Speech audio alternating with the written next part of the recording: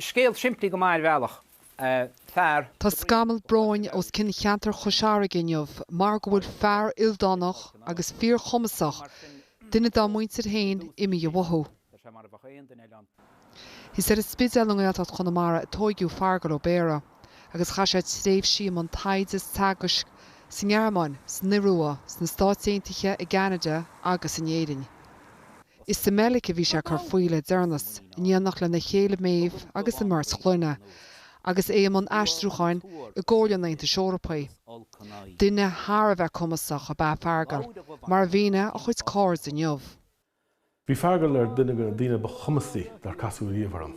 Bhí buan na Scoláirteige, bhí buan na Scríbhneoirteige, bhí buan cheolaige agus crúthaige le cais.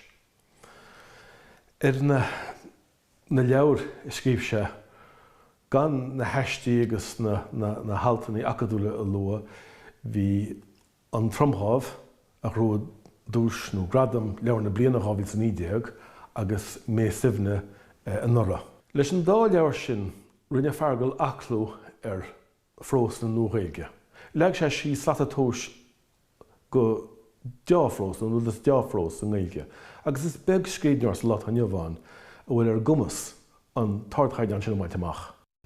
Well, cé gur aithne Feargal mar Scríbhneoir agus mar léon den chéad sco. Bhí tíomh an cheolabhaint leis freisin, cumadóir órán gon chéad sco a bhí an.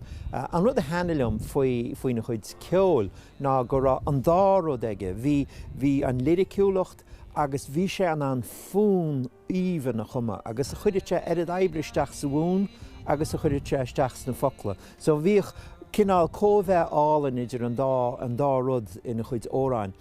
Agus bhí glór bín aige freisin. So bhí sé an a chuid órán na chur láthair, bhí technic álan aige ar an gitar, a bhí aibrí amach éana sa bhí na hórán. Mar sin céidir go maithe na hórán sin.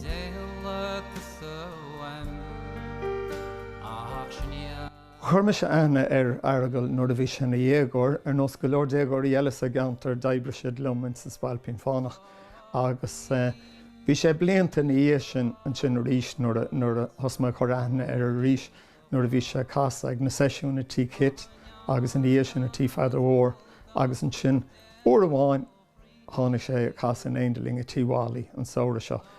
Agus áraní den sco, cumadóir den sco, agus gitáirí den sco, agus dar iad a chu sé gionn go mór anam.